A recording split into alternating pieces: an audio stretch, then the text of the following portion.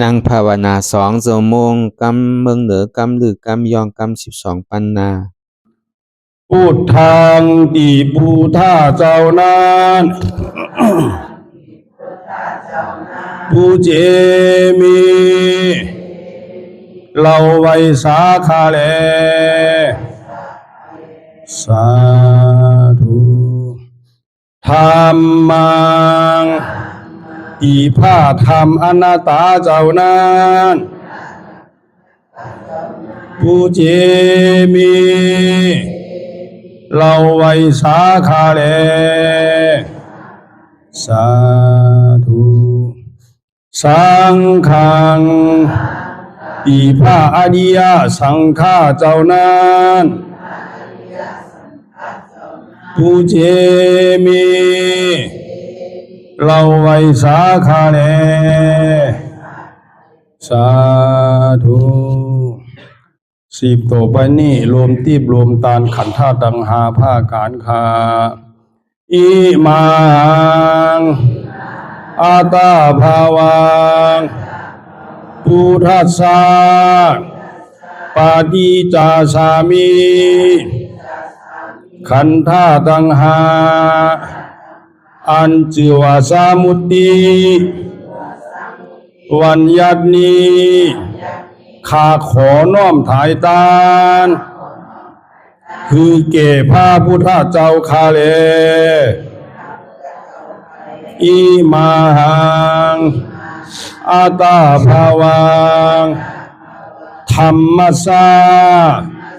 ปาฏิจจสามิขันธ์ธาตุดังหาอัญจิวาสมุตติวันยัตนีข้าขอน้อมถ่ายตานคือเก่พระสาธรรมเจ้าข้าแลอิมังอาตาภาวังสังฆัสสะปาฏิจจสามิขันธ์ธาตุดังหา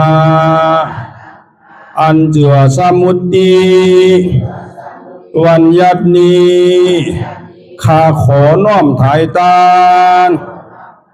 คือเก่พระอริยสังฆาเจ้าข้าแลอธิษฐานปฏิวัติภาวนาหาหันตัดถึงอนัตตาอาหังพันเตอานิจจาวิปัสสนา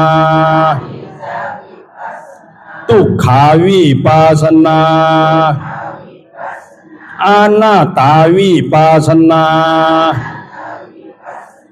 กัมมฐานังยาจามิอาติธามิจักภาวันนาเอกธาตุจักภาวันนาวันนี้ขอหือพีติสามาธิเจ้าจุงมาวังเกิดเกคาเลอันว่ากายาลุปคานีอันกว้างศอกยาววานาคืบนิ้วเต่ามีธาตุตั้งสี่จุงมาผ้ากอบรวยการจังเป็นกายาลูปนี้อาทิอิมาสมิงกายปะทาวิธาตุอาโภธาตุเตโชธาตุวาโยธาตุยาจามิอาติธามิกวมโหนบลงสมมาพระอริยเปียเจ้าทุกพระวงคาพระอริยเจ้ากูเจ้าคา ในยามเมื่อไหนก็ดี อันคาเราเบาลู่เสเลในคำหลวงสามประการหนึ่งไลละนึกผิดสองไลอุจาผิดสามไลกากรรมผิดมาตั้งหลายมนเจอนั้นตีพระอริยเจ้าตนไลตนหนึ่งก็ดีอาติตะป้นมาก็ดีปัจจุบันหน้าเมื่อเหลียวก็ดีขอหือต่างเจ้าตั้งตัวพระอริยเจ้าตั้งหลายมนขามาลาลดปดพงตัวสานุโตโลดอาโหสิกรรมว่าหือเป็นปาปาทาน 热爱者府比蓝牙模式 อันจำเป็นโอมทลายเฮหับตับมรรคผลนิพพานอันจักเกิดขึ้นมาไปนานาน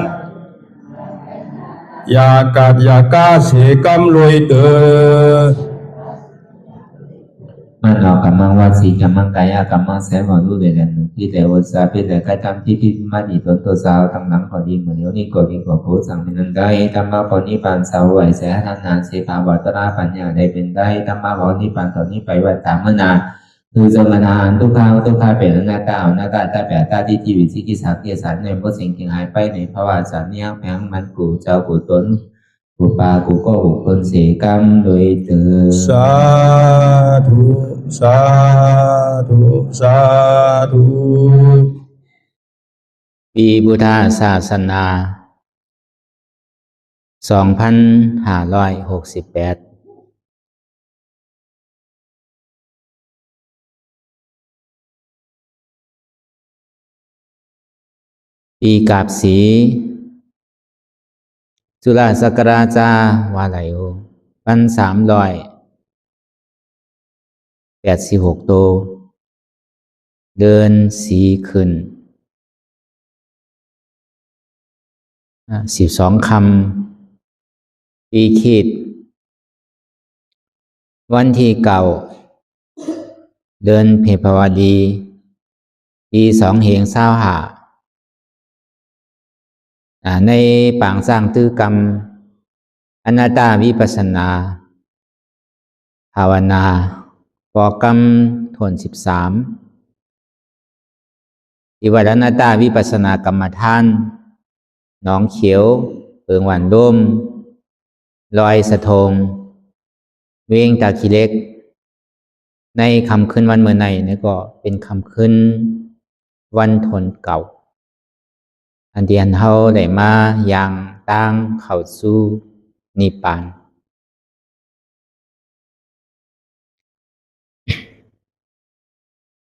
พอถึงคำขึ้นวันเมื่อผูกมานี่ก็เป็นคำขึ้น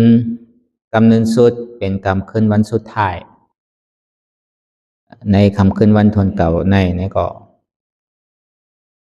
พยายามกลางคำ6 โมงต่อถึง8 โมงอันนี้ก็เขาได้มาจ้างตื้อกรรมลายจ้างตื้อกรรมอนัตตาวิปัสสนากรรมฐานอันนี้ก็อ่อนตั้งสุดนี่ก็คือเขานั่งขากายกุดขาขวาทับต่างขาซ้ายก็ไหลใจก็ขาซ้ายทับต่างขาขวาก็ไหลก็ยาวนี่ก็ไว้ตัวเขาซื่ออย่าไปเคียงป่นยาวก็อย่าไปย่านป่นตีก็ยาวนี่ก็เอามือ2 ขอนต่างไว้เหนือตักเข้าก็ยาวลับหูเนื้อเปิดหูยานปิญญาพร้อมคือเข้าใจดีๆยาวก็เอาอิดยาวก็จ้างตื้อกรรมน้ำเนี่ยรับตาเนื้อเปิดตาญาณปิญญาเจนจาพิจารณาตัวที่ในใจของเขานั่นอันไรเสียนั้นอันที่มัน พอเกิดขึ้นเป็นมานั่นในก็ที่เขาหมอวางเป็นอนัตตาอ่อนต่างเขาย่ำไปหันเจ็บเตอย่ำไปหันตุกขาเตนั่นในก็โดยหลีลมถอยใจเขาออกอ่อนต่างถอยใจเขายาวยาวยาวก็ถอยใจออกย่ายยาวถอยใจเขาลึกๆยาวก็ถอยใจออกลึกๆเขาในก็คือเขาวนเจนจ้าว่าเกิดก็ออกมายาวในก็คือเขาวนเจนจ้าว่าตายเกิดตายเกิดตายมันใจว่าคือเขาตัวที่ลมหายใจเขาออกอันเดียวมันใจคือเขามีปัญญาคือเขามีปัญญาพิจารณาเจนจาตัวตั้งแต่จิโหต่อไปตินของเขาในมันมีอะไรพองเตียนเขาอุปเปิงมันไหลนั่นปนปีปนเลือนปนวันมาต่อถึงเมื่อเหลียวไหนเมื่อว่าเลยเมื่อไหนเมื่อว่าเนี่ยมันปนกว่ายาวเมื่อไหนก็เถ่าเลยเมื่อว่าก็ถึงวันเมื่อผูกมาเนี่ยก็เมื่อผูกทำดีเถ่าเลยเมื่อไหนแทงก็วันนั้นไหนมันมีลองตั้งเถ่าลองตั้งเป็นลองตั้งตายเนี่ยตั้งหนาเนี่ยเหลือเสียเถ่าพอเถ่ายาวก็เป็นพอเป็นยาวก็ตายมันมีสังเกิดมากกว่าหลุดตายนั่นแกก็วันนั้น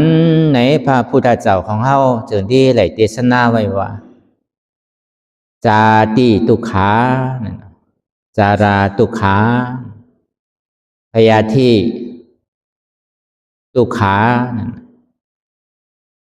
มรณะปิทุกขาอปิเยหิวิปโยโกทุกโขมากโกปิเยหิวิปโยโกทุกโขมากโกอปิเยหิสัมปโยโกทุกโขมากโกจาติทุกขาวันนั้นเกิดมาในต้องแม่ข้าวตังเวลา8 เดือน9 เดือนอันในห้องว่าการเกิดนั่นก็เป็นทุกขะอันนี้ก็ตะกาไม่ออกเขาเตียนยามมีลูกเขาว่าตั้งในแต่อาติมหูเนาะอันอยู่ในต้องแต่หาดีว่ามันมีตั้งทุกขะแต่อันเขาดูเข้ามาในข้าวยามเวลาเป็น8 เดือน9 เดือนเนี่ยมันง่ายๆหรอตุกขามตุกขาก็เจนจาวนตัวยินดีอันก้นอยู่ในตองแต่ก็หาดีว่ามันมีพ่อแม่กินเผ็ดป่นได้สังไหนกินอันแข็งป่นนั่นได้สังไหนโยงอันนักอันแข็งป่นในสังไหนมันอยู่ยามนะวะอยู่ในตองนั้นก็กินอันเสียบอันใหม่อันห้อนป่นนี่ก็เหมือนหนังเอานำกันโลกใส่เขาวะเสียบนะวะอยู่ในตองนั้นเพราะว่ามันโยงของหนักกินของแข็งก็เป็นสิ่งไหนก็เหมือนหนังมาหินเตงไว้วะอยู่ในตองนั้นเปิดทองวันหน้าไล่ดีวันนั้นอันอยู่ในตองนั้นหาดีกัดเย็นโจข้าวก็ป้อมมีวะอยู่ในตองนั้นเป็น8 เดือน9 เดือนหนูอันนี้พระพุทธเจ้าเขาว่าการเกิดในก็เป็นทุกขาวะทำในการเถ่าในก็เป็นทุกขาวะมังปอกข้ามปองใจว่าอันเกิดนั้นมันเกิดออกมาจากที่ว่าเกิดแล้วมันใจตั้งแต่อันเท่ามาจาติปฏิสันทีมาในตองเมก็เป็นห้องว่าจาติวันนั้นห้องว่าเกิดว่าจาราทุกขาเนี่ยนะเถ่ามาเนี่ยก็เป็นทุกขาวะเกิดมาวันว่ามันเถ่ามันเถ่าเลยอันก้นอยู่ในตองลูกอ่อนเกิดมาวันหนึ่งนั้นมันตุกขาสืออันวันนั้นมันจังพื้นมันจังขอมมันนอนหงายไว้ไงลูกเพราะนั้นเพราะว่ามันตองใหม่ขยักโน้มนี่ก็ไห้นะมันจังลาดกว้ามมันไปหมอลาเตอร์ลูกพอไห้ก็ลูกเอาโน้มเย็ดใส่นั่นน่ะลูกปันกินโน้มนั่นน่ะก็ในพอกินกว่านี้มังปอกอันเปิ้นอยู่เลินนั่นอยู่ไล่เปิ้นหามนั่นน่ะอันถูกตีกินก็กินอันถูกตีกินอย่าไปกินนั่นน่ะพอกินอย่างมันลูกอ่อนกินนมเฮาเนี่ยก็มันก็ ขี่เฮวจองมันดีนั่นน่ะแต่ก็วันนั้นเนี่ยเป็นที่ว่าหูอยู่เลื่อนนั่นก็กินสังแมนก็มันกับพิษนั่นน่ะตัวเขาก็พิษก็ต้องพิษเลื่อนนั่นดูอ่อนก็ซ้ำกินแมนทั้งก็เลยรุ่มล่าตุกขาเพราะว่ามันขี่มันเยียวมาเนี่ยมันจังเจียทางก้อยดูเป็นลูกอ่อนเนี่ยเดือเสียดูไห่เนี่ยมันอยู่หยาบน่ะนอนเตียงขี่เตียงเยียวไว้นั่งเตียงขี่เตียงเยียวไว้นั่นมันตุกขาดูเพราะว่านั้นเดือเสียว่าห้องไห่เนี่ยมันจังลาสังดูห้องไห่ก็มันอยู่หยาบแล้วเหมือนเขามานั่งสิไหนเขายังนั่งน่นเปียวมนกันเนี่ยเพราะมันหวางในเขาซ้ำซ้อนมันหนาแทงเพราะว่ามันกัดมาในเขาซ้ำใส่มันหนาหนังเหือเนี่ยมันติ่มกันเพราะเป็นลูกอ่อนเนี่ยมันใจอย่างนั้นเนาะบางปองในกัดสันเนี่ยเพราะสันลูกอ่อนเนี่ยอยู่ลายเลยเพราะเป็นโปกผ่าอ่อมนั่นที่ไหนโปกปันแน่นเพราะมันโปกปันแน่นเนี่ยลูกอ่อนมันหนาวลูกอ่อนมันกัดเนี่ยก็สันที่ไหนอ่อมพื้นอ่อมไพ่บันนั่นพอเปลือสังในเนื้อเลือดมันตึงนุ่มหมดก็เบอร์นั้นมันอยู่หยาบรู้มันก็เป็นทุกขาดก็ในพอป่วนวันมาในป่วนปาดมาป่วน10 วันมาจำเต็มเดือนมาในสังเดือน2 เดือนเลยสังซ้ำลบพึกขอมแถงมันใจว่าตียางไหลรู้กระโจตีขอมไหลก็ง่ายใจเวลาเป็นหลายวันหลายปาดเดี๋ยวนี้ขอมไหลอันนี้มันตุขาเพราะก็คือก็ในพวกขอมยาวในซ้ำลบพึกยางแถงพึกไปแถงกระโจดียางไหลกระโจดีพึกไปไหลนั่นในกล่อมง่ายก็ในพวกพึกไปพึกยางไหลยาวในซ้ำลบพึกลาดกล้ามก็ในหมอลาดกล้ามในก็ตีได้สั่งได้สอนว่าเมียวหือเป็นเมียวหือปอห้องว่าซื้อเมห้องว่าซื้อหือกินเข่าซ้ำตีได้ว่าซื้อหือกินน้ำซ้ำตีได้ว่าซื้อหืออันนี้เขาก็สอนกระโจดีพึกไหลเป็นปอว่าเมเนี่ยก็ปีเตอร์ง่ายๆรู้ก็ในพ่อใหญ่มากาสูงมาในห้ำเราเห็นดีกับก็ไหนป้อมเห็นก็ห้ำไหลเราเห็นดีเห็นไล่เราโหดีโหไล่อยู่เจริญจรามมีหลีกมีไล่เป็นเห็นกันตึงหวานตึงเมืองห้ำเห็นก็ห้ำคืดเปิ้นพอเปิ้นนั้นในซ้ำเราผึกตาดีเห็นดีเห็นไล่ก็ในเมียวรู้อ่อนวันนั้นมันก็ซ้ำเจอเหรียญของเหรียญเมียวกวนหลงเหรียญก็มันเหรียญได้มันก็ซ้ำเจอกินก็ของอันดูอ่อนกินเมียวอันกวนหลงกินก็กินได้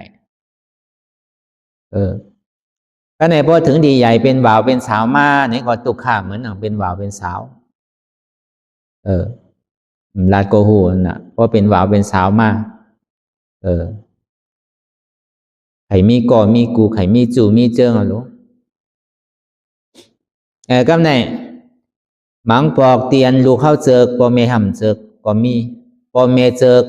ไว้การลูกหลานเฮาห่ำเจอก็มีตานเฮาที่หาก่อหากูในก็มันใจว่าเอากลางใจเฮาว่าไข่หาก็อะไรก็หามันได้หมังปอกก็เป็นสิ่งนั้นกว่าเพิ่นว่ามาล้อมเป็นใจแขนั่นน่ะปอเมห่ำเป็นใจลูกนั่นน่ะ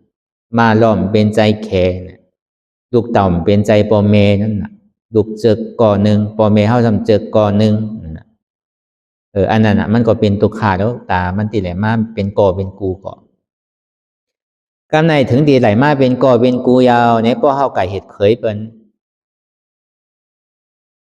พ่อเฮาคานว่ามันก็จังเฮานั่นน่ะเฮาไก่เห็ดไปเบิ่นเนี่ยก็พ่อเฮาคานว่ามันจังเฮานั่นน่ะกำมือก่อนอ่อนตั้งเบิ่นลานไว้เพราะว่าไข่กินแห้งลูกไปลูกหักพวกไข่กินแห้งลูกใจนั่นดูหมอหักลูกไปวะพอไข่กินแห้งลูกยิ่งนั่นดูหมอหักลูกเขยวะในกำมือก่อนบรรดาไว้นะก็ในถึงดีเตนะหอต่อเฮิรนมาเนี่ยพออยู่ก่อนเดียวแต่ก็อยู่สื่อนอนสื่อกินสื่อกว่าสื่อเนี่ยก็มันทางห่างก็ในพออยู่มาเนี่ยมั่นใจอย่างนั้นนะพอมีโผมีก่อมีกูมาเนี่ยก็โดเหตุโดหาโดการโดขายโดหมอออกหนาหอต่อเฮิรนทางก้อยพอมีปีน้องน้ำก็การอะไรคัดใจ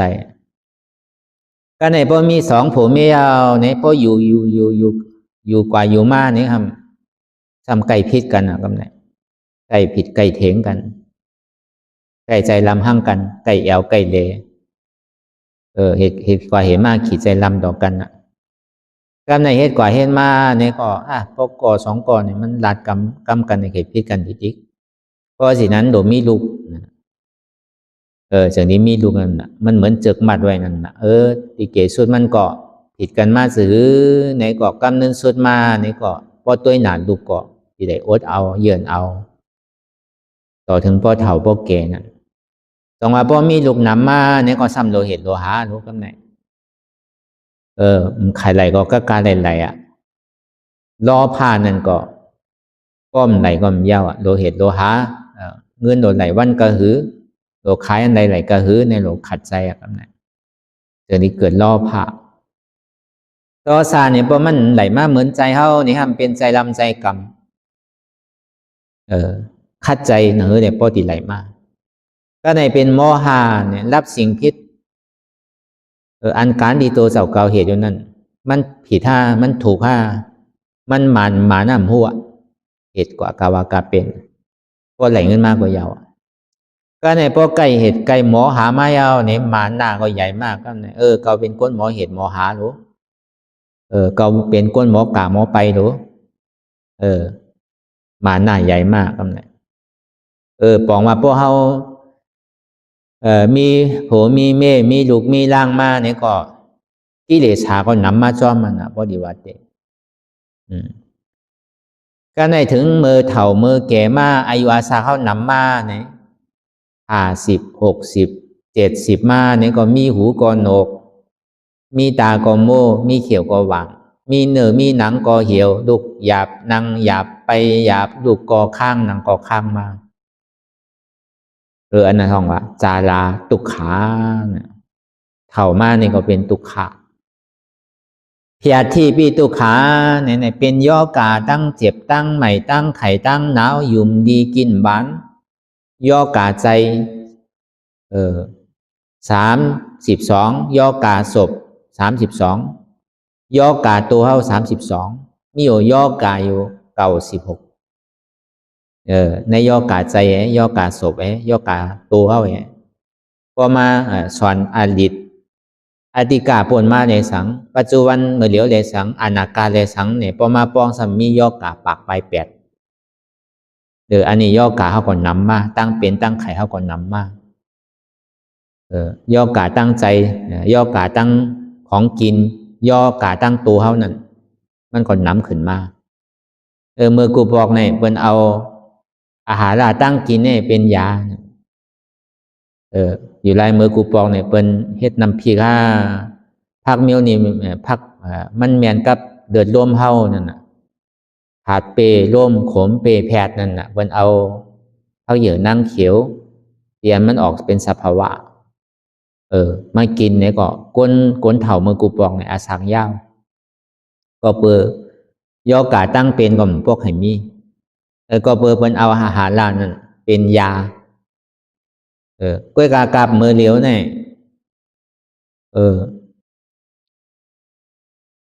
เอายาเป็นอาหารราเป็นยาเนี่ยพวกไข่น้ำเดือเสียอันเขากินเข่าก็กินกว่ากินมากกว่าเข่าก็พวกไข่กินก็พวกหวานยามันหนำป่นก็เบอร์สังไหนกาปานท้องย่ามมือเหลียวนั่นเป็นเข่งกันลองป้ายมักมีลองป้ายขึ้นใหญ่ก็เบอร์ก้นก็น้ำมาดิ๊กอันกินก็ทูซานมาดิ๊กนั่นน่ะจองว่าอาหารตั้งกินในกำน้ำนั่นเป็นใส่ยาหรือเป็นหมักใหม่นะเป็นพักนะเป็นเข่านะสิเนี่ยตอนหนังนำก็เป็นยังใส่ยาก็ในพวกเขากินกว่าในพวกก้นเถ่ากินกว่าเนี่ยก็เจียวตายวะป้อมตายเนี่ยก็ย่อกาในน้ำป้อมยาก็ตายนั่นน่ะก็ยาก็สำย่อกาในน้ำเนาะกำเป็นเลือดสูงกำเป็นเยียวหวานกำเป็นห้องเข่ากำเป็นตับกำเป็นปอดกำเป็นแกนเซอร์ใช่ไหมมีบ่จอดบ่เจี๊ยหรือย่อกาเมื่อเดียวเนี่ยมันใจว่าที่ย่อมลงย่อกาในอันห้อมยามหูก็หูมาอันห้อมยามหันก็หันมาย่อกาเนี่ยมันโตตอนขึ้นดิ๊กมันใจย่อมลง ก็เปิดลองกินลองวาลองอยู่ลองเศร้าเฮาลองสภาวะถ้าดินนำลมไพ่เนี่ยมันมันฝนตกก็มันมันแดดออกก็มันมันใน3 ฤดูกาลนั้นมันมันข้าวกัดเลยสังข้าวใหม่เลยสังข้าวผลเลยสังไหนก็มันมันไข่ตกก็ตกมันไข่ขืดก็ขืดมันใจคิงตกก็ตกเพราะเป็นสิ่งนั้นมาเนี่ยก็สภาวะกูเจอกูลองนั่นมันก็เหตุถือเฮาเป็นย่อกาตั้งเป็นก้นเถ่านั้นก็ย่อกาก็นำมาก็ลูกอ่อนกินไหนฮะเจียวใหญ่ว่ะด้วยเราลูกอ่อนเมื่อเลี้ยวเนี่ย11 12เนี่ยก็ใหญ่ก็เตะหนาวหัวโตเฮิรนก็มีรู้11 12 13ก็เกาะตัวแต่มันใหญ่ใจมันใหญ่นั่นน่ะมันเปโตนั่นน่ะเหตุกว่าเหตุมาเนี่ยพอเมซ้ำไหนตัวขาจอมน่ะเลี้ยงดูว่าซ้ำเลี้ยงล้านแทงเลี้ยงล้านเอาซ้ำเลี้ยงแหลนทางอยู่นั่นอันนี้แผดที่ปีตุขาเนี่ยย่อกาตั้งเป็นนั้นมันใจว่าเถ่ามาเตะๆก็เป็นใจลูกอ่อนก็เป็นอย่างเก่าคนปานกลางก็เป็นอย่างเก่าคนเถ่าเพราะมันเป็นเนี่ยมันนานหายดูว่าเนี่ยเพราะมันเป็นเนี่ยมันทำเจียวหายสินั้นแกก็เปิดเลือดลมเขายังตึกแห้งหมดแหละก็ในมาลานาปีตุขาเนี่ยการตายนั่นก็เป็นตุขามันใจว่าใครอยู่แต่ก็ดีตายเอาเมื่อไหร่เนี่ยมันว่าอะไรกระโจมันดีตายเนี่ยเพียงพอเป็นนำหูนำตาลุกไหลนอนจังกว่าจังไปจังอุบจังลาดสังของปกทรมานอ่านโหปีมันอ่านโห10 ปีมันก็มีตายนอนหงายกินนำก็มีเป็นตายผากว่าเป็นเดแพทย์ว่าจะไหนไหลคำทุกขเวทนากระโจมันดีตายนั่นก็ง่ายๆแล้วก้นตายนั่นขี่เพราะหลันเยียวเพราะหลันก้นดีตายนำหูนำตาเพราะออกเพราะมันขานใจนะวะหูเก่าหูในออกเสียงกระโจดีตายเนี่ยก็ง่ายๆนังเก่าก็เป็นอันตุขะเวทนาขานใจเตะปีเยหิวิปโยโกตุโขมากโกอันเตียนเฮาหักหนานั่นอำผาดรีบกว่าผาดตายก็เป็นตุขะผาดตายอันว่านั่นดูก่อนเฮาตึกหางลีหางง่ามตึกเลียดตึกเชี่ยวมาเนี่ยเอาตายไปแล้วเนี่ยก็เป็นตุขะอันวางง่ายผอมกำนั่น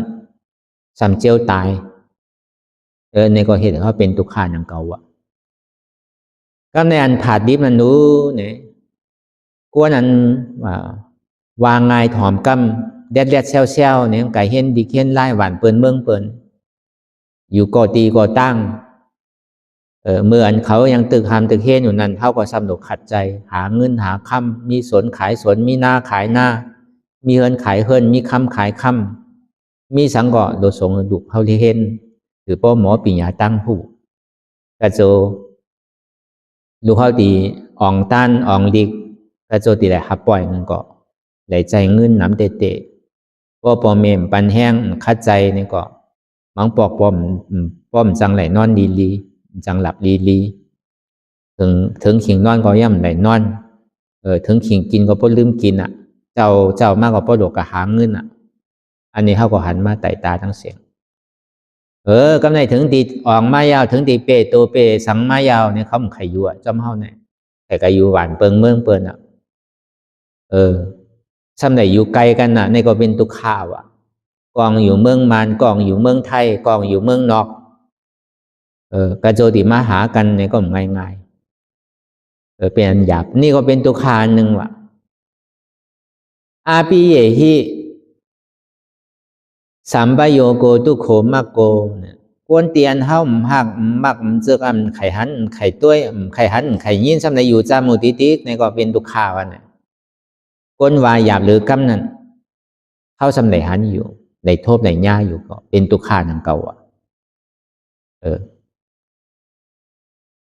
อันเฮาไข่ไหลซ้ำไหลก็เป็นตุกขะอันนำไข่ไหลซ้ำไหลอยู่ก็เป็นตุกขะอันนี้มันเป็นกองตุกขะเสียงหวานเฮาเกิดมาในเมืองคงกังเนี่ยก็เบอร์นั้นอันนี้มันเป็นตัวตุกขะเนี่ยมันเป็นตุกขะสัจจะเนี่ย ทุกขาเนี่ยมันมีเตก็เบอร์สังเนี่ยมันเป็นเหตุมันก็เบอร์สังเนี่ยมันเป็นอาจ้องเป็นเหตุมันเหตุมันเนี่ยลูกตีตัณนาลูกตีล้อพาโตสาโมหะมานาติทิที่นาเมตตากุจะมีสาดิทิฮิริออตปาเนี่ยในกิเลสา10 ตัวเนี่ยมันลูกตีนั่นมาวะพอเอาไงก็ลูกตีอัตตาล้อพามานามานั่นเหตุตัวสมุทัยเสียจาจังว่าพระพุทธเจ้าเฮาสั่งสอนนั่นสั่งสอนหนึ่งหูจักตุกขาอ่อนตั้งว่ะอันนี้เฮาทบยามากันกูก่อรู้ปฐมมาอายอยตุติยาอายอยไปน้ำนั่นเนี่ยตุติยาตติยาอายอยไปน้ำหนูปนห้องว่าปฐมมาอายอยนั่นเมื่อเฮาเด็กๆต่อถึง20 หาอันในห้องว่าเป็นปฐมมาอายอยตุติยาอายอยนั่นไหนตั้งแต่เอาอาศัก26ต่อถึง50อันนี้เป็นตุติยาอายอยตาติยาอายอยนั่นไหนตั้งแต่อายุ51ถึง75อันนี้เขาก็เลยผ่านมาหมดสิ่งอันเดียวเขาหันมาไต่ตาเขาไหลโทษไหลย่ามาเขาไหลไหลหอบมาอันนี้มันเป็นตุขานั่นนะกลายเป็นเจ้าเขาพุทธเจ้าเขาจี้เนี่ยว่าอันนี้มันเป็นตุขามันเป็นตัวตุขาโกห้างเนี่ยนะที่ใครเป็นสิไหนอยู่ติดติ๊กนะเนี่ยนะตั้งหนักเอาติเป็นสิไหนทางตั้งหลังก็เป็นสินั้นอิ่มเด้อตุขาเนี่ยเท่าที่เหตุสังดีกว่าตั้งไรดีกับเหตุตั้งดีเหมือนเท่าที่มันนังตะลานั่นน่ะเมื่อไรก็มันตั้นหนูกลุ่มกาโดวนดองดุกดองล้านดองหอดองเฮิรนลองโผลองเม่ลองปีลองดองติติ๊กนะการส่วนตัวเนี่ยป้อมไหนเหตุพระพุทธเจ้าเขาวางในปฐมอายอยนั่นเนี่ยมันโดเห็นอัตตาหิตะตาดีเห็นหู้เอาปิญญาตั้งหมอตั้งหู้ที่ไหนคัดใจเอาตั้งหมอตั้งหัวพอเป็นโลกลอกะเป็นก้นก่อก็เข้ามาในศาสนาพุทธเจ้าเฮานั้นไหนก็ที่ไหนเห็นเอาปริยัติปฏิเห็นเอาศึกษาเอาในข้อสั่งคำสอนของพระพุทธเจ้าเอาตั้งแต่อภิธรรมา 42,000 เหงสุตันตา 21,000 เหงวินัยะ 21,000 เหงเนี่ยทำดังหมดตั้งเสียงในมีอยู่ 84,000 เหงเพราะว่าภายเมืองภายดื้อภายขึ้นในเกาะที่ได้เห็นนักช้ำจันตีจันโทจันเอกก็เยาในเกาะที่ได้เห็นประโยค 1ประโยค 2ประโยค 3ถึงประโยคเก่าอันนี้ห้องว่าปริยัติเพราะเป็นภายมันก็อังเงอัลลัดอจีเยาก็ธรรมจริยาอันนี้ที่ได้เห็นหัวเอาขอสังกัมสอนของพุทธเจ้าเนี่ยกาปานพองยามเหลียวสำคึดกาบแถงภายปริยัติก็สอนภายป้ายมังมีภายอุบภายโลกกำพาก็เห็นจอมเนี่ยกาปานพองยามเดียวนั้นก็ซ้ำหลายเสื้อหลายรองนั้นมือข้าวยำภายจ้างปฏิวัติลานั่นก็เหมือนนั่นหนังเก่าก็กาบมือเหลียวนั่นอันที่เหตุมือเรียงมันพอสุมีกำน้ำนั่นมันไก่เห็นในน้ำอยู่ก็กะอันที่จ้างตื้อกำตลาเตะเหมือนเฮาตึกเด็กเรียกเลยถึงอาสากเศร้าหาเนี่ยมันพอสุมีใน1 ปาก 1 เหง 10,000 1 แสน 1 ล้านเนี่ย1 ล้านที่มี1 กอกะเฮามันสุหันน่ะดูอ่อนในคัดใจเหตุการณ์ตลาจังว่าพอมันมีก็เฮาโดดปันแห้งมันหายหยาบหนาวด่วนมือเลี้ยวเนี่ยเพราะว่ามันไหลยาวสังว่ามันไหลตะลายาวไหนมันเป็นการมันไหลเอาน่ะก็ในการตาอัตตาหิตตายาวเนี่ยก็ปราหิตาวะกุนตาก้นสนน้ำวะก้นที่อันเฮ็ดไปมังมีรีเป็นนั่นเนี่ยก็ถูกดีเตน่ะเฮิรนก็โดดเตวว่าเป็นก้นถูกดีสั่งดีเตถูกดีเฮ็ดลองตั้งกาตั้งขายถูกดีเตน่ะหอโตเฮิรนก็โดดเตวเดี๋ยวเมื่ออาสาบ26ต่อถึง50นั่นเพราะว่าเป็นสังขายาหานนี่ก็เหมือนนั้นหนังเขาเตน่ะเฮิรนเต็มใจนะหนังเฮือแลศาสนามันปกติเฮืองเปิงใสกว่าหนังเฮือแลเจ้าสังขายาหานตีหูป้ายหมออันนี้ก็สัมมีนาตีปุนพรตาดีมาเป็นคู่ เป็นเจ้าคู่เป็นครูบาอาจารย์ตาดีสั่งสอนมาอันที่ตัวเจ้าเก่าได้ทำเห็นมันสอนเอาเจ้าช้างสมณเณรสอนเอาเจ้าจังสอนเอาตู้อันที่เขาหมอนั่นแต่เอาตั้งหูตั้งหมอเจ้าเก่าเนี่ยมาสั่งสอนปันถูกตีเฮ็ดตีสั่งดีเตเกี่ยวกับเรื่องดวงเฮนาพวกเห็นปริยัติท่าปฏิบัติท่านี่ก็ตัวเจ้าเก่าได้พบได้เห็นมาสื่อนี่ก็สำที่ได้เอาตั้งหูตั้งหมอเจ้าเก่านั้นได้สั่งได้สอนกว่าต่อถึงอาศัก50ก็ในพอป่วน50กว่ายาวใน51ต่อถึง75เนี่ยโดยเหตุอัตตาหิตาอัตตาหิตาก็มันโดยเหตุการตัวเจ้าเก่านั่นการต่างเจอต่างลองเนี่ยมันเป็นลองเล็กเอาวะถูกดีปล่อยถูกดีผ้าว่างไรเอาวะต่างแต่อาศักเข้า51ถึง75เนี่ยโดยเหตุการณ์เรียว่าพวกเขาเป็นก้นเถ่าเพราะว่าเป็นในตัวที่ย่อยนั่นเนี่ยก็เขาหลอกเอาไว้เป็นเปิงหลวงมันวะเอาไว้กาไว้ขันเอาไว้เป็นเปิงหลวงมันวะการเข้าถูกที่เหตุกุโสตั้งลีเนี่ยการหลู่การต้านเนี่ยยังเหตุง่ายการกำศีลกำธรรมเนี่ยก็ยังเหตุง่ายอันมันเหตุหยาบนั้นการเฮ็ดสมาทานในวิปัสสนาก็ห้อมขัดใจเตะมาอ่านเฮ็ดเตะเนี่ยก็มันมาถึงไหนนั้นเขาก็ซ้ำโดมหมอเลิกตีเลิกตั้งมันหนังเก่าก็ยาสลาพิษเนี่ยก็ปักคิดตกจอมกันนั่นน่ะมันใจเมียวโดปันกันดูนี่ปันเนี่ยมันใจกะย้อนวันศีลวันธรรมเนี่ยกะย้อนดีบุญเจ้าก็สัมปันอยู่เพราะวันศีลวันธรรมมาชาท่าก็สัมย้อนอยู่คือไรตาลาคือไรมากไรโผบุญเจ้าก็ตะกาชาท่าเขาคือไรฮอดถึงมากถึงโผไว้เนอมากโผเป็นสื่อตาลาเป็นสื่อเนี่ยก็เขาสัมจังตื้มกำสัมหมอปันแกตากาก็สัมเห็ดจังตื้มกำสัมย้อนเอาแกมันก็มันไหนวะน่ะยากกันวะก่อนหนึ่งสัมบินหนากว่าตั้งออกวะก่อนหนึ่งสัมบินหนากว่าตั้งตกวะมันยากกันนี้บอกกันน่ะบินหลังหากันแกวะมันมีดีปันดีย้อนเอาเนาะเหมือนหนังแมวเนี่ยมันมีเอาปลากระป๋องนั่นน่ะปลาแอบปันมันกินมันหมอกินวะเหมือนหนังลิงไหลมักปากวะหมออยากกินวะจังว่ามีอันเฮ็ดตั้งตาหน้าศีลาเนี่ยมันเฮ็ดจำดีไรไก่ดีไรก็ยังเฮ็ดไหนอยู่เวลาตาที่เฮ็ดการวิปัสสนาเนี่ยก็ห้อมปนหาขิงหาข้าวหาย่ำหาอ่องตีมันเนี่ยก็สร้างทุกนั่นน่ะนาลีเหตุกว่าเนี่ยก็ซุ่มขิงซุ่มข้าวซุ่มย่ำกันน่ะบางพอเขาเหตุมาเป็น10 ปี20ปีเขาก็เหตุการณ์ตะลามาอ่านโห30 ปีมันอันใดเป็นวิปัสสนาอันใดเป็นสมถะก็เขาย่ำไปปองเตเนี่ยมันง่ายๆตาที่ได้มาถบมาญานั่นก็เป็นอันหยาบเตะสองว่าเหตุง่ายไหลง่ายเป็นง่ายไหลย่อมได้ข่ายเพื่อการตาที่ปองใจเนี่ยมันหยาบนะวะอันเนี้ยเป็นวิปัสสนาเนี่ยเหตุง่ายสือเนี่ยเข้ามานั่งอะไรตัวนึงตรงข่ายมันย้ายมันเปิดตามื่นตามองขิงมองข้าวมองย่ำไปพระพุทธเจ้าพระธรรมพระสังฆายาก็ถวายขันตั้งหาถวายแก่พระเจ้าพระธรรมพระสังฆะแล้วก็กันต่อสมมาอาริยาเขาเจ้าตั้งเสียงแล้วก็นั่งรับตาโดยอันใดเตียนมันปอเกิดขึ้นเป็นมากกว่ามันใจเก่าดีๆกันน่ะมันเห็นง่ายเพราะเขาเยินเจ็บเยินตุกขาไหลโอเจ็บโอตุกขาไหลเพราะมันเจ็บเสียงกว่าตุกขาเสียงกว่าเพราะว่าตาตัวกว่ายาวนี่ก็ไหลง่ายเพราะมันไข่เป็นมากกั้มแก้มตันหูโตนั่นทว่าเป็นง่ายวะไหลเอามันคลายขึ้นวะอันไหลเอามันคลายขึ้นในเป็นสังในเป็นอริยาวะก็ไหลเอามันคลายขึ้นเพื่อการตามมันดีปองใจในมันหยาบนะวะก็เบอร์สังในมันหยาบมันมีกวนสอนเท่านั้นนะ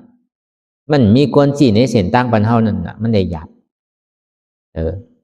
จองว่าเสียซุ่มมาผู้จีในเส้นตั้งเนี่ยมันโดมีเตะมีดีไรก็เข้าโดหานั่นน่ะใจว่าอยู่แหละมันติดตกมาเหนือเฮิรนเขามันเป็นไหนลูกพวกเขามาสอกมาหาเขามีหูปิญญาถอมตัวดีๆเอินเหตุเตนะเหตุเตนะ อันนี้พวกเขาหมอถอมหมอยินเขาสำย้อนอยู่รู้มากตะลาโผตะลานั่นมันใจว่าติมารู้เขารู้ได้ยินข่าวที่นั่นเป็นเหตุจีนั้นจีไหนวะ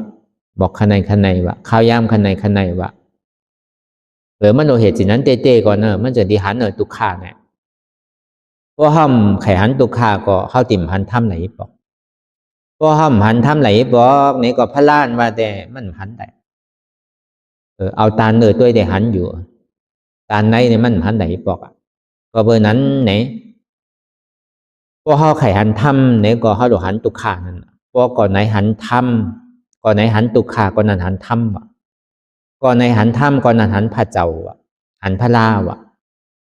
พวกเขาหันตุกขาก็ปองว่าหันตราหันถ้ำพวกเขาหันถ้ำเนี่ยก็ปองว่าเขาหันพระพุทธเจ้ามันก็เหมือนปองว่าอันเจ็บเนี่ยใช่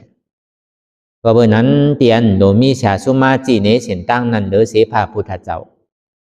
เดอเสพาพระเจกาพุทธเจ้าแกอันโดชาสุมาโดสั่งปรามีอะไรหาไหลหังกวยแก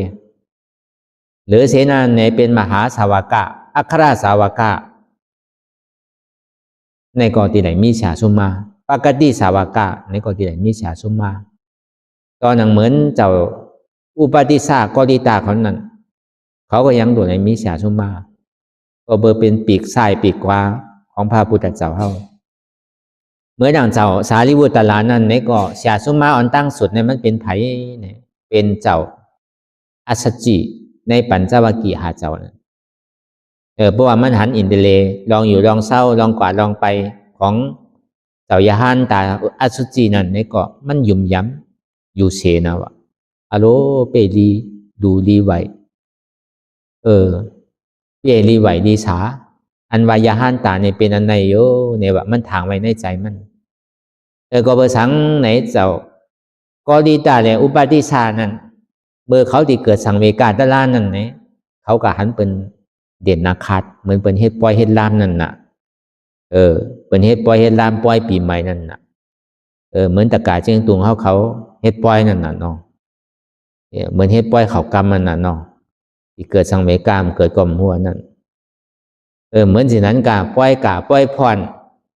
ปล่อยห้องเพลงห้องความก้นหนุ่มก้นสาวเฮ็ดทางแต่งโตนะคือมันปกติหางเล่าหางง่ำนั่นก็บนเอามูลใส่ย่อมสีซบตากิ้วตานั่นกะเอาว่าเฮ็ดหางเฮ็ดพังเปียวมูลเซ่อกาผ่อนก็ในเขาก็จนกันกัดตัวปล่อยวะก็ในพอจนกันกัดตัวปล่อยเอานี้ตัวถือก็มันเปียวโกนเขาเนี่ยพอตัวเปียวปล่อยในเปียวรู้เนาะพอหันเพลงหันความหันเสียงกล่องเสียงมองมาพอไข่ลูกกาวน่ะพอไข่กะห้องนั่นน่ะอันมียินห้องเพลงนั่นพอหันเปิดห้องเพลงมันเยื่นไหลไข่ขึ้นกว่าห้องพอยามกาเนี่ยก็เยื่นไหลไข่ขึ้นกากาธรรมะของโลกโลกาเป็นสิ่งนั้นก้อยกับเขาสองก้อนในซ้ำเป็นสิ่งนั้นว่ะอุปาทิสาในกอดิตานั่นอโลอย่างวันเมื่อไหร่เนี่ยมันเปียวเนี่ยวะพอมาวนด้วยดีๆในมันเป็นมายาก็ดูเนี่ยวะเมื่อเดี๋ยวแต่หางดีอยู่หางดีก็เปิดทุกมุนตาแปลกก็เปิดยอมซบแต่ตากิ้วก็รู้เนี่ยวะเพราะเขาช่วยออกก็มันดีตัวอีกเนี่ยวะเพราะเถ่ามากแค่ดีตัวอีกอันนี้มันมีแก่นมีสารมีดอนสังรู้อันทำมาตัวเนี่ยใจป้อมเปียวสีวันหนึ่งก็เข้าดีไหลเถ่าได้ตายรู้ไหนเนี่ยวะมันเป็นอันหยอกกันก็เนี่ยมันโปรแกรมเนี่ยเขาอุบกันว่าแต่ก็จะเมื่อเป็นเหมือนเกาวนอยู่หือเนี่ยว่าแต่ก็เกาเหมือนสิ่งนั้นเมื่อเนี่ยว่าเพราะสิ่งนั้นเนี่ยเขาเมื่อหาสาราสุมามลีนะกะหาผู้ตะล่ากะหาอันที่เป็นหมอหาเส้นตั้งตาที่ออกปนลองตั้งเกิดตั้งเถ่าตั้งเป็นตั้งตายเนี่ยสิ่งนั้นก็ดีเขาตกลงกันอย่างก็กะเอวหาแฉสุมานั่นน่ะก็ในสมัยญาเจ้าสันใจอ่อนตั้งสันใจยานนั่นเป็นเต็กที่สันใจยานเขาก็เมื่อย้อนเฮ็ดตะเปมันก็ย้อนเฮ็ดตะเปมันตึงลูกน้องตะเปเขาหลายสิบหลายปากเขาเมื่อจ้อมกันพวกเมื่อเฮ็ดตะเปเจ้าสันใจเอาพวกเขาเฮ็ดหูเอาลองปิญญาตั้งหูเจ้าสันใจเอานี่ก็7 วันเขาไหลหมดตั้งหูน่ะก็ในสังเดชถามศาลาเขาว่าตั้งหูเสียเขาในมีกันในแก่หนามีขันในแก่มันสู้แต่มีทางเอาเนี่ยสู้ก็หูเหมือนเก่าก็หูเหมือนสู้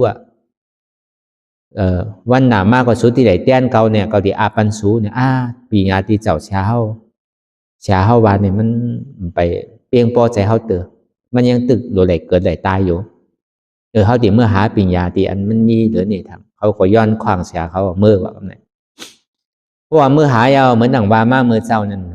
เจ้าอุปติสานั่นเจ้าสารีบุตรลานั่นกะหันเจ้าอาเซจีอ่อนตังพอหันเจ้าอาเซจีเอานี่ลองอยู่ลองเศร้ามันเจ้าลองกว่าลองไปมันเจ้าพอตัวตุ้งซ้อมกับตัวหมอก3 ศอกแกว่าไปกว่าลอยไวปวดเทิงปวดพอไหลมาเอาบาดลูกหนึ่งเพราะว่าไหลเขาพอกินมายาวนี่ก็ตึงอันเปิ้นใส่เมืองกาลาเนี่ยเปิ้นพอเหมือนเท่าเนาะเหมือนพอเหมือนที่เมืองไทยเปิ้นพอโถงเหมือนหนังตั้งตะขี้เหล็กเขาเปิ้นตึงเห็ดผักเห็ดสังก็ถอกใส่ในบาดนั่นน่ะตึงเข่าไอ้ตึงผักก็ล่อเล่สุนสารกันน่ะเหมือนที่ตะกาเขาเจ้าเขาไหลไม่เอาเมืองกาลาเขาหันอยู่น่ะกาลาเปิ้นกินซื้อก็มันเหมือนสิ่งนั้นน่ะมือกูปอกเกาะเปิ้นเอาใส่ในต่อถึงมือเลี้ยวก็เป็นสิ่งนั้นน่ะพวกกัดตุ้งซ่อนดีอันตะกาลาเขาน่ะก็นำแก้วนึงก็ถอกใส่ในวัดนั่นน่ะทักนึงก็ถอกใส่ในวัดนั่นน่ะอีไรพวกคนเอาเมื่อกินข้าวผักกะลาเนี่ยตึงขี่เฮดิที่ก็มันบวยนั่นน่ะเนาะมันเป็นสิ่งนั้นว่ะเหมือนหนังสุนสารล่อเล่กันนี่ก็มันหัวอันเผ็ดอันขมเนี่ยล่อเล่กันหมดอ่ะเอากินเขากว่ามันก็อยู่อะไรกินดอยนั่นนะอาโรเปอยู่เสียมันก็กับปูตีอยู่ดีเศร้าไว้แหละหรือมันเจ้าซุ่งกินอีเดียก็มันก็ไหวช้าท้ามันน่ะเจ้าเขาในเอ็นเตเลเปแคมเปลีเจ้าเขาจำเป็นดุมน้องแต่เปไผสลาเจ้าเขาเป็นไผเนี่ยว่าสลาเก่าในเป็นพระพุทธเจ้าก็ตมาเนี่ยพระพุทธเจ้าโกโลเมเนี่ยว่าสลาเจ้าเขานั่นสอนจือในวัดตะลาเนี่ยวาตาเจ้าเขานั่นเป็นจือเนี่ยว่ามันก็สมวนในใจว่าเมียวเต็กที่เนี่ยเขาหมอถามเขาหมอถามย่อยถามสังหนาเกิงเต็กที่เนี่ยมันก็วนพอดีคือเก่าเจษนาฮอตราปันเมื่อน้ำอันว่าแต่กับหมอเขาตึงบวชมาใหม่กันพอน้ำหมอก็ห้อยอีทก็ไหลอยู่ว่าขาในมีปิญญาขาหมอควักไหลนี่ว่าตาลานั่นเนี่ยว่าขาเป็นภูมิปิญญาก่อนหนึ่งอันโดห้อน้ำห้อดีใจมันก่อนไหลแต่อาซาจีอย่างเดียวว่ากูเจอกูลองนั่นมันมีอจองเนี่ยอโจมีเหตุเลยมีผลมีตุขาพอตาลาเสจานั่นอันเท่าไหร่มาเกิดมาเถ่ามาเป็นมาตายเนี่ยเป็นตุขาอาจ้องดีให้ถึงเท่าเกิดเท่าเป็นตายเนี่ยเป็นตัณนาห้องว่าอัตตาแล้วพามานาอันที่หมอเอาแปดอัตตาแล้วพามานาเนี่ยเป็นอนัตตานั่นน่ะเป็นมรรคนั่นน่ะปัญญาสัมมาทิฏฐิสัมมาสังกัปปะนั่นพอเหตุทางเราอาจ้องมันรับยาวกว่าผลอาโจนึงก็รับพอเหตุตุกขารับกว่าผลตุกขานี่รับผลสุขานก็เกิดขึ้นพอป่องความใต้เฮานี้ก็หันตัดถึงหนึ่งสังหาตุกขะอันที่เขาแหละมายุบนามขันธานี่เป็นตุกขะหันที่เหตุคืออันเหตุคือเข้ามาไหลยุบนามขันธานี่เป็นสังเป็นอัตตาโลภามานะอย่าก็เอาอัตตาออกเพราะอัตตาออกเรานี่ก็แต่ที่เอาอัตตาออกนั่นก็เป็นอนัตตานั่นว่าลองเหตุอจ้องสุขาเลยเหตุตุกขะก็เหตุทางเอาจ้องตุกขารับเวลกับผลอโจตุกขานั่นก็รับผลอโจตุกขารับกับผลอโจสุขานั่นเกิดพ่อกันในก็เจ้าอุปาทิสานั่นตกเป็นโสราวันตกเป็นซอดาปานกว่าบ่ตกเป็นซอดาปานกว่ามันก็ไหวช้ามันเจ้าว่าเมื่อเดี๋ยวในคาเป้ที่เมื่อห้องใต้ก่อก่อนเมื่อเดี๋ยวพระพุทธเจ้าเขาในอยู่ที่ไรเจ้าอาชาจีก็บอกว่าเมื่อเดี๋ยวในตึกอยู่ที่สนหมอกสนเชื่อที่นั่นที่ไหนอยู่พอปิดสิ่งนั้นก็ขาดที่เมื่อห้องได้ก่อเมื่อหาพระเจ้าพอเป็นนั้นก็มันจึงดีพอเขามีกติเสจาเนื้อกันไว้ว่าเข้าหลวงเมื่อหาเสียชุมมาอย่าไปกาจ้องกัน2 ก่อว่ะคือกาก่อไร1 ตีว่ะก็ก่อไรทมยาวดังนี่มาบอกกันว่ะก็ในอุปาทิสาเนี่ยโทบาโลญาตะลายนะไหลตะลายนะเพราะว่าแต่ก่อหันมันมายาวในกอลีตานั่นห้องว่าเจ้ามกกะลันนั่น ราะว่าหันไตก่อมันอุปติสามายาวในก่อลองอยู่ลองเศร้าลองยางลองไปมันเนี่ยมันดีตัวหนาวะหน้าตามันก็เหมือนเก่าวะมันจืนใสหนาวะลองกว่าลองไปมันก็มันดีรูดีตัววะอะโลไตก่อเก่าเนี่ยไหลตะลารู้ไหนเนี่ยวะไหลตะลาเลียวเนี่ยมันก็โบรามหูเอาวันนั้นเจ้าก็ดีตานนั้นมันจะดีถามมันนะอ๋อเป็นหือกว่าที่ไรมากกับทบยาตาลาเลียเยอะเมื่อถอมเขาเลยก็ดีบอกกันเมื่อมันก็จะดีเอาอันที่มันไหนถอมดีเจ้าอาสัจจีนั่นอจองตุขะอโจตุขะอจองสุขะอโจสุขานั่นหาหันตัดถึงนั่นก็ถอมเอาก็เป็นไตก่อมันนั่นแต่ก็ดีตานั่นก็ตกเป็นโสดาปานกว่าถ้าในเขาสองกอนี่เป็นโสดาปานเนี่ยก็เป็นนั้นเนี่ยก็เขาก็อุบกันเมื่อเขาเมื่อหาเสียสมาเฮาอันทองว่าสันใจนั่นเพราะเขาเมื่อหาเสียสมาเขายาวเนี่ยเขากับส้นเสียสมาเขาว่าอ๋อเมื่อเลี้ยวพุทธาเจ้าอันบานเนี่ยเกิดมายาวเนี่ยว่าเจ้าก็ตัมมะพุทธาเจ้าอันเป็นเจ้าใจสิทธัตถะนั่นอันเป็นลูกของคุณอคัมศรีสุโธทนะตีเมืองกาบิลาวัตถุนั่นเนี่ยเมื่อเลี้ยวเป็นพุทธายาวเนี่ยว่าเสียสมาก็เจ้าสันใจเขาก็ถูกดีเมื่อหาโยนอเนี่ยเขาจนกันเมื่อหาเนี่ยว่าตาลาเตียนเขาเห็นอยู่เมื่อเลี้ยวเนี่ยมันใจเนี่ยว่ามันเห็นเขาปนตุขาไหลเต้เนี่ยว่ามันเขากับสอส้นว่าคือเจ้าสันใจก็กว่าจ้อมเขา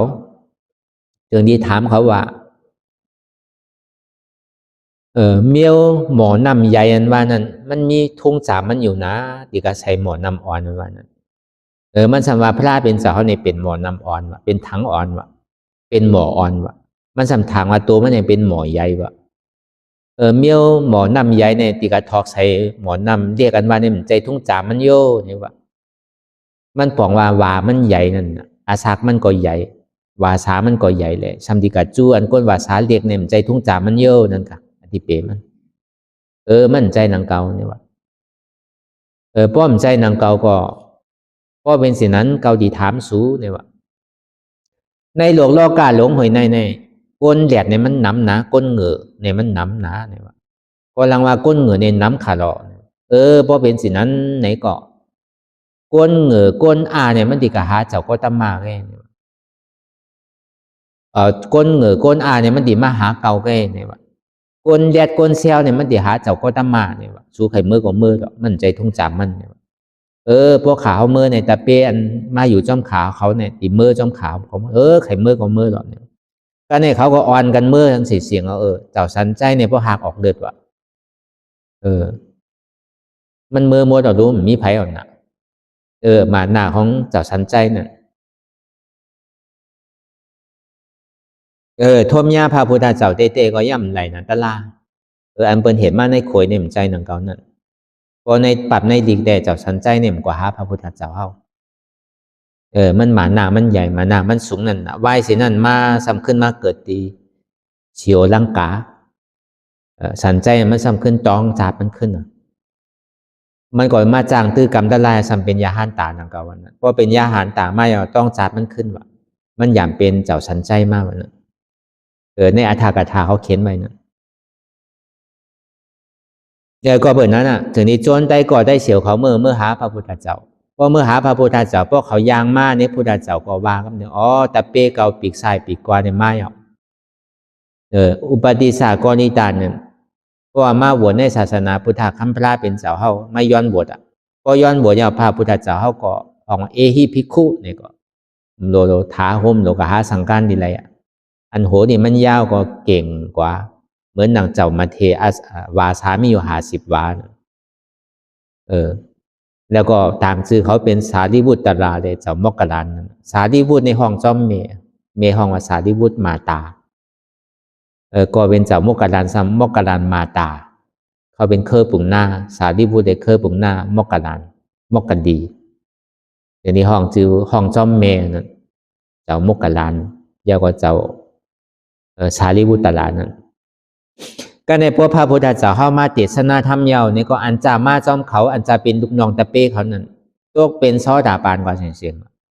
เวลาเขาสองก้อนนี่มันไปเป็นสังเตอวะอันก่อนมาจ้อมเขาในตกเป็นอดิยาขึ้นกว่าตอบถึงเป็นยาห้านตากว่าเสียงอันดูเป็นลูกน้องตะเป้เขานั่น เป็นยาห้านตาว่าเสียงว่ะก็ในเขาสองกรเนี่ยยังตื้อเป็นซ้อตาปานอยู่เขากึ่งกลางยุ่มนั่นน่ะก้นมีปิ่งยาตั้งหุ่นน้ำนั่นมันเป็นปิ่งยาอินเตอร์เลนั่นน่ะมันเป็นอันตรายของปิ่งยาเนี่ยเพราะหุ่นน้ำหนากอกเป็นกำมือก่อนเป็นไกลลาดไว้อยู่เนาะเพราะหุ่นน้ำเขาทำอะไรนั่นน่ะแค่โกทำโลมนั่นน่ะปิ่งยาตั้งหมอเนี่ยก็ทำเป็นอันตรายหนังเก่าว่ะมันยุ่มง่ายๆนั่นน่ะอันนี้มันแจงเนื่องเนี่ยถือเนี่ยเหมือนนางโหหน้าศึกหลงนั่นกระโจเขาดีออกตับออกซึกนะมันง่ายๆว่ะเขาหางแห้นดีๆก่อนหรือมันเต็มถวนเขาจังที่ออกตึกว่ะพวกก้นย่อยก้นแย้มเนี่ยมันโดสนะเพราะหลงเมื่อก็เมื่อกำเดียวนั่นน่ะเหมือนตุงดองเขานั่นเขามีนาตีแต่ที่เป็นผุนน้ำโนเพราะเมื่อก็เมื่อกำเดียวอ่ะมันมีพารามมีตั้งใหม่เพื่อกับเพราะเป็นโหศึกเนี่ยกระโจดีออกหวานออกเมืองกระโจดีกับห้างแห้นตึกซึกเนี่ยมันโดนไหลจู่ก้นจู่ทั้งไหลเจอไหลรองพอเบอร์นั้นหนังเก่าอ่ะตาลาดิพาพุทธเจ้าเข้าพอเนี่ยมันไปปองใจวายเสนันมาเนี่ยเจ้าโมกขลานในก็เฮตตลาเมื่อเดือน3 ใหม่1 คำต่อถึงเดือน3 ม้วนตกเป็นยาห้านตากว่าเจ้าโมกขลานเนี่ยเพราะมันนังเนี่ยก็เงาลับดีๆกะเงาลับงกดีๆกะพาพุทธเจ้าเข้ามาสอนไล่เก๋วิธีเงาลับนั้นอย่าพี่วนอันเดียววนกับวนมาอย่าพี่อนัตตาอันเดียวเนี่ยก็วานเขาวนอยู่มาเดียวเนี่ยมันบอกอนัตตาดึมตัวกว่าสำเงาลับแปลนั่นน่ะวนหลายเจอหลายรองพองสังวามันย่ำไปหายเงาลับเตอไหนคือตื่นบินหูตื่นก่อนตื่นมานั่นน่ะแล้วก็จ้ำด้วยอันเขาขี่เงาลับนั่นจ้ำด้วยตื่นบินหูด้วยก็ในพ่อย่ำไปหายเตอเนี่ยคือตื่นเสียงคนโหว่ะตื่นเสียงคนโหก็ในพ่อย่ำไปหายเตอเนี่ยคือลูกไว้กับล่างหนาว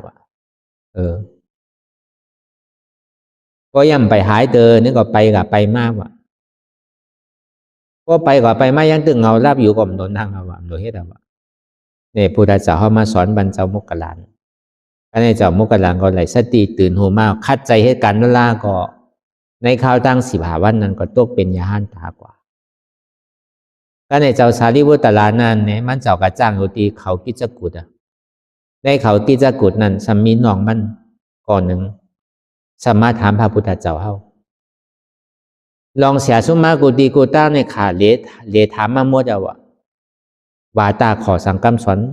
ในสำนักไหนก็ยาวแต่ขำป้อใจที่อันขำเป้งใจขาที่อันขำหันจอมที่อันก็ในพระพุทธเจ้าเขาก็ว่าอันตีเมื่มหันอยู่เมื่อเดียวอันตีเมื่มป้อใจเมื่อเดียวเนี่ยก็อันนั้นก็เมื่มถูกดิป้อใจจอมเนี่ยอันมันหันอยู่นั่นก็เนี่ยพระพุทธเจ้าเขาว่าสิอันหู้นั่นนะเขาว่าอันหู้อยู่สินั้นก็มั่นใจนั่นถูกดิป้อใจมั่นเนี่ยอันนี้เอาขอในแหละเจ้าสารีบุตรลานั่นก็ถอมตะลาเตียนน้องมาถามที่พุทธเจ้าเขาก็โตเป็นยาห้านตากว่าจ้างเข้าตั้งในเข้าตั้ง14-15 วันเดือน3ลอง1 คำต่อถึงเดือน3 ม้วนตกเป็นพระอรหันต์กว่าอันนี้เขาว่ากับกายโดยหลวงคนเขาเนี่ยเพราะมันมีศาสนามันไหนนั่นน่ะมันมีผู้สั่งผู้สอนมีก้นจี้เสียนตั้งนั่นมันเป็นอันหยาบนาวะแต่ที่เขาได้มาถมมายาคนว่าคนสอนปันเฮานั่นเหตุง่ายไหลง่ายเป็นง่ายไหลเอาซ้ำค่าย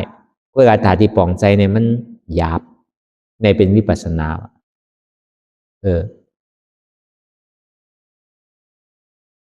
อย่างก็เบอร์นั้นไหนแหละจังว่าอันเท่ามาปฏิวัติธรรมนางวิปัสสนานั้นจังว่าเฮาไหนทราบแรงกว่ากูตอนกูขิงอันเท่าปองใจอันไรนี่ก็เอานั่นเป็นตะลากว่าก็ไหลยุ่มย้ำว่าน้ำก็เกก็ติปองใจอยู่เอาวิธีนี้ก็จ้ามด้วยจ้างถือกรรมด้วยติเตมันเนี่ยก็ลองตั้งเกิดตั้งเถ่าตั้งเป็นตั้งตายเนี่ยมันเป็นทุกขะเรียนเท่าไหร่มาดูไหลมาไหลตัวไหลใจเนี่ยมันเป็นของทุกขะไหลมาขันขาเนี่ยมันเป็นของทุกขะเพื่อการจ้องที่เห็นถึงมันเป็นตัวขะเนี่ยเป็นอัตตาอันที่เท่ากับยึดยับกับมันไว้ว่าเป็นตัวเท่าเป็นใจเท่าเป็นขันธาของเท่านั่นน่ะเป็นเจ็บเท่านั่นอันนั้นเป็นเหตุมัน จ่องว่าเฮามาฝึกอยู่จ่องมันเป็นตัวของเฮานะวนตัวดีๆรู้เพราะว่ามันเป็นตัวของเฮาเตะอย่าไปมันเฒ่ามันเป็นมันตายเลยหรือมันหนุมหางดีหางเล่าไว้กูเข็งมันเป็นไดเพราะมันเป็นไดก็มันใจตัวของเฮามันเป็นอนัตตาตัวลมหายใจเข้าออกของเฮาในเฮาย่ำจังกับอุปเปิงมันไหลเข้าอย่าไปออกกอมได้ออกแล้วอย่าไปเข้ากอมได้นั่นน่ะมันแปลงนี้ลองตั้งดีว่ามันใจตัวของเฮามันเป็นอนัตตาก็ในพอมาที่ใจไหนก็ใจเตียนมันพงปิววนกาวากาเป็นเจนใจลองหนึ่งจับลองหนึ่งอันหนึ่งอย่าจับอันหนึ่งกำก็เจนจาก่อตั้งหลังไหนเอาลองตั้งหลังนั่นมาเป็นตั้งตุกขะเอาลองตั้งหนานั่นมาเป็นลองตั้งสุขาอีที่อ่อนๆถ้ามาล่าของใจเนี่ยพอมันไปหันเจ็บเนี่ยใจมันปิวมันปอกเจ็บก็ยังเจ็บปิวก็ยังปิวอยู่ตั้งหลังปนมานั่นไหนก็มันเหมือนก้นตายไงรู้มันเอาขึ้นได้เอาไข่วนสังไข่สังไว้ก็ยาวมันปอกขึ้นได้ตั้งหนานั้นมันย่ำไปถึงเติมมือฟุงมือฮื้อมาดีเป็นหือไว้เหมือนคนนอนหลับกันน่ะกำไรเตียนเท่าหาอยู่อันใดก็หันอันวนอยู่ก็สมาหันอันหันอยู่ก็สมาวนเจนจานั่นเหมือนก้นบอดวะเหมือนก้นตาบอดวะกำในใจเดียนมันพงปิวอยู่มีขอบมีแหลนนั่นวนกากาวากาเป็นนั่นก็เปิดสังเป็นตันในตันเด้อก็เปิดว่าใจในก็มั่นใจของเฮามันเป็นอนัตตาก็ในสามมาในมังปอกมังเขียงมังข้าวมังย่ามมานี่ก็เป็นตุกขะไข่ห้องไข่ไห้ใจบ่มดีเวลามังเขียงมังข้าวมังย่ามมานี่ก็เปียวมนเซ่อยุ่มโข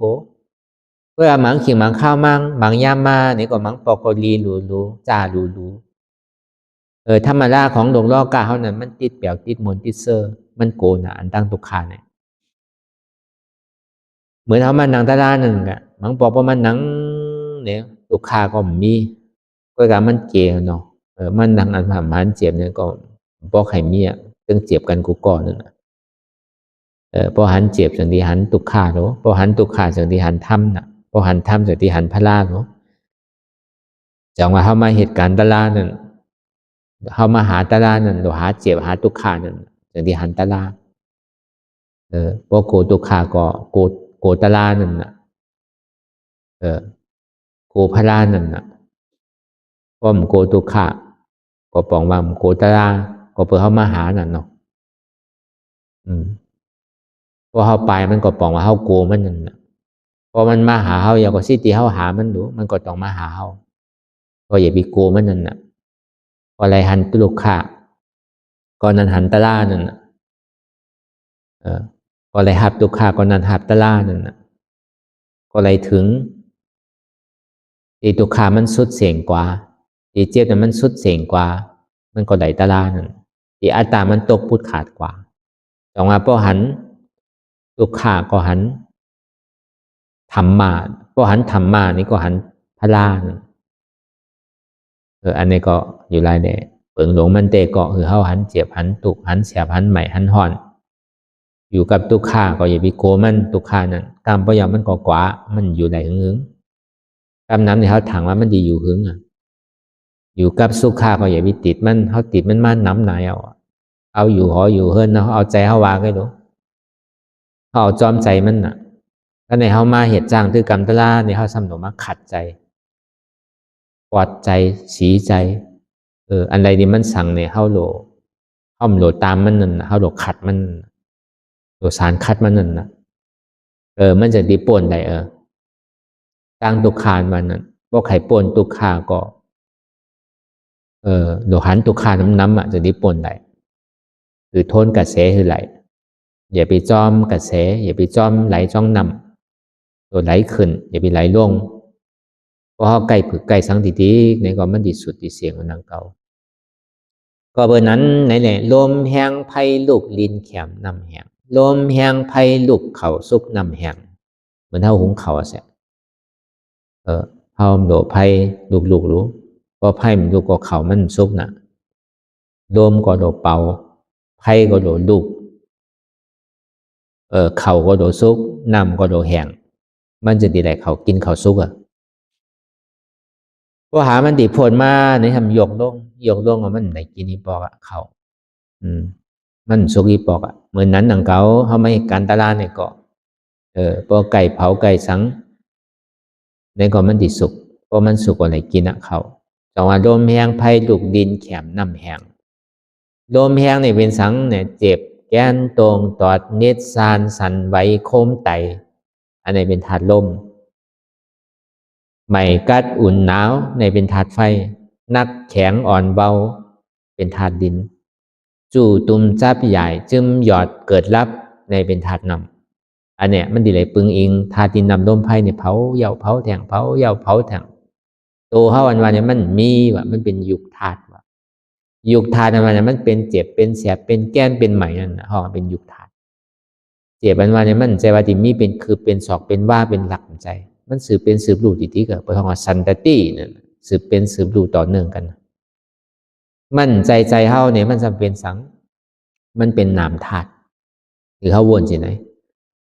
เจ็บแก้นตรงตอดเนตรซานสันไหวคมไตอ้อในเป็นธาตุลมใจเก่าอนัตตากัดใหม่อุ่นหนาวอ้อในเป็นธาตุไฟอ่ำใจเก่าอนัตตานักเว้าอ่อนแข็งอ้อในเป็นธาตุดินมันใจเก่าอนัตตาจู่ตุมจับใหญ่จึมหยอดเกิดรับอ๋อในเป็นธาตุน้ำมันใจเก่า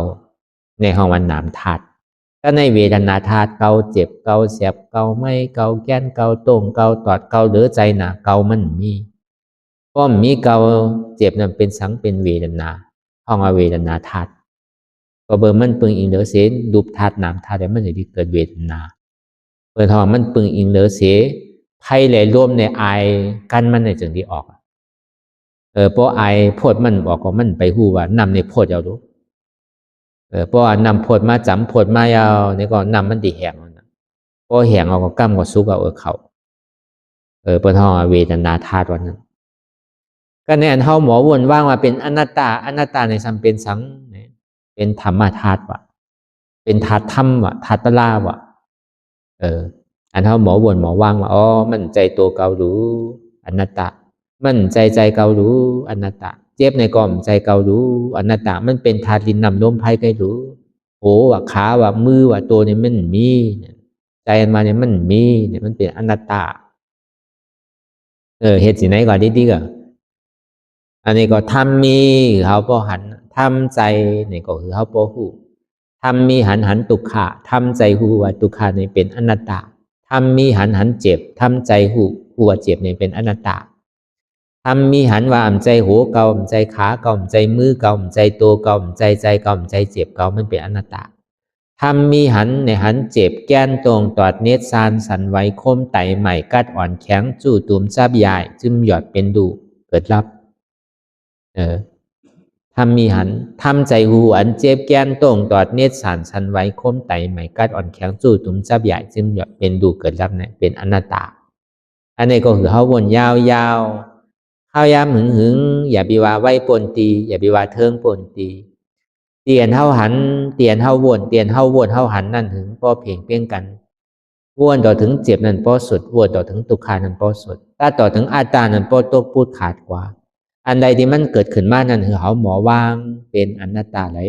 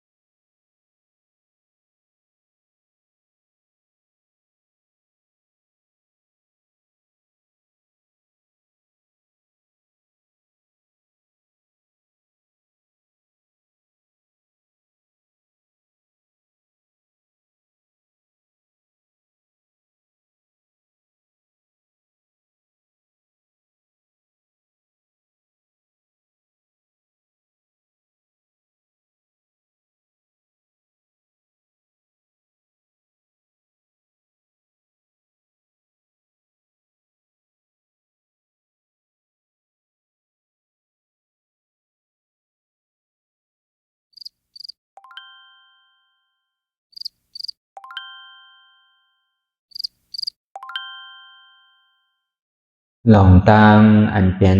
อยู่ทุกสื่อทุกอย่างอย่าอือคองคำไปที่ใส่หูถอดถอนออกที่ใส่หูมันออกเสียงก่อนสภาวะไหนก็ดีหลองตังอันไหนก็ดีอันเกิดขึ้นมาที่โตที่ใสที่เสียบฉะนั้นถอดถอนออกที่ใส่หูมันออกเสียง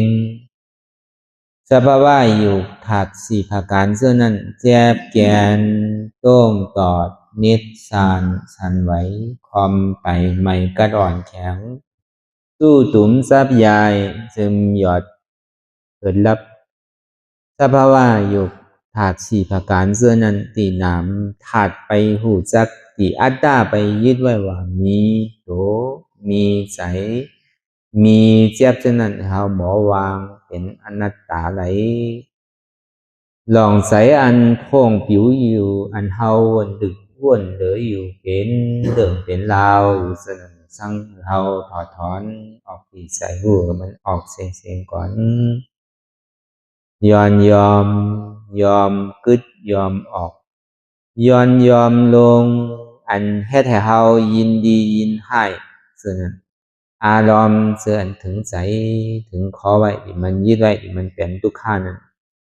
ปล่อยวางออกที่ใสหูมันออกเสียงก่อนลองเจอเป็นทุกขาเลยลองย้อนถึงใสหลายอย่างอันเกิดขึ้นมาตีโตตีใสตีเจ็บฉะนั้นปลดวางยาวเสียก่อนก่อยค่าย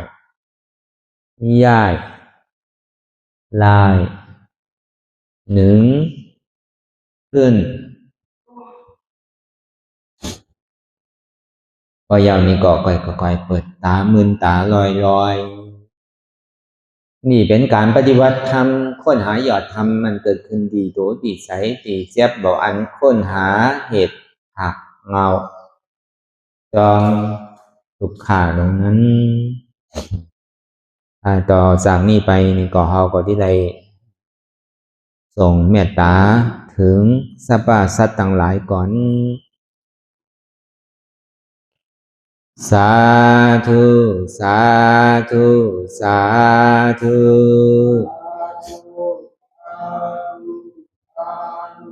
ผู้ฆ่าต่างหลายขอเชิญเอาอย่างเทศนาวุญ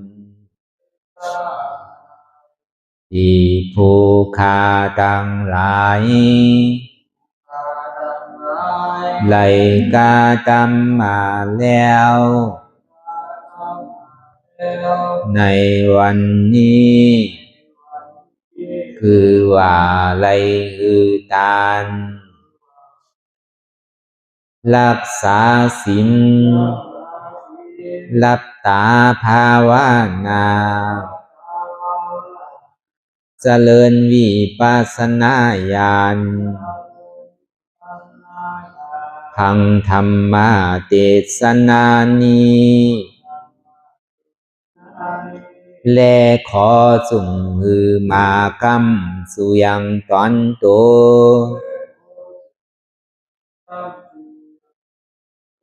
แห่งผู้ฆ่าตั้งหลายมนคือไล่ลาบความสุขและความเจริญงอกงามและขอหือเจียวดอดเวียงแก้วยอดอมาตามหาเนรปานในอนาคตกาลาอันจักมาวันปลายนานั้นแก่ผู้ฆ่าตั้งหลายมนทุกตอนทุกอ่องทุกผู้ทุกคนและเตอแทงผ้ากันหนึ่งผู้ฆ่าตั้งหลายมน ขออุทิศนาบุญทั้งหลายมวลผุงนี้ไปแผ่พายถึงเทวาวุตเทวาดาพญาอินทร์พญาพรหม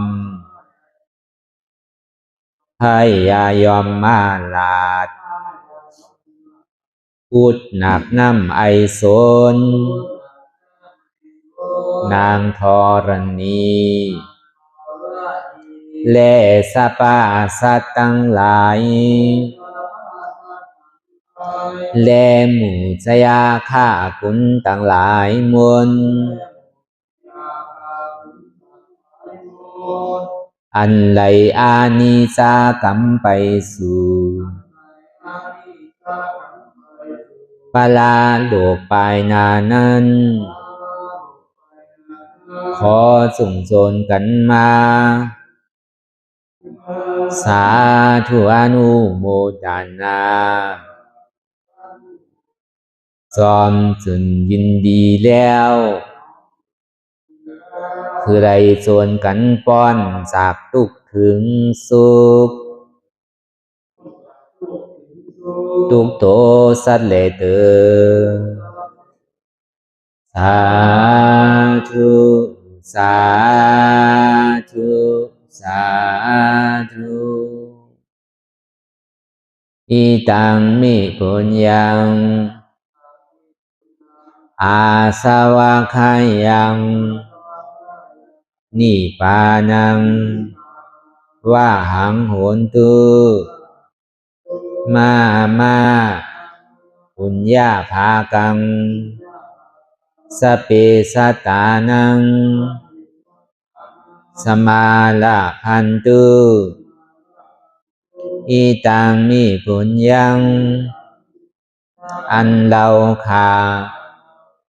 ไหลมาถือกรรมปฏิบัติวิปัสสนา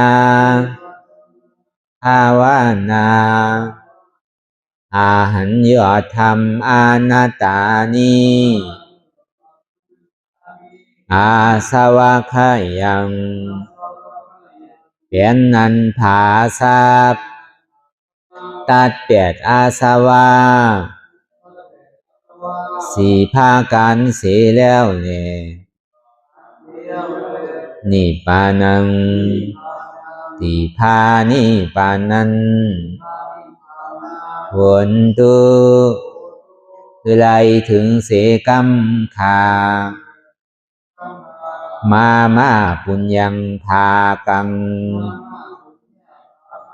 ขอนดีอันคาได้มานังวิปัสสนาภาวนาส่องยืนปันสเปสัตตานังแต่เอาป่อแม่พี่น้องญาติกาผู้ว่าอุปาสัยอาจารย์ครูสลาสั่งสอนมิตรเสี่ยวสหายและสรรพสัตว์ทั้งหลายมวลสมาลาพันตุคือไลลาบานีสองผ่อนบุญ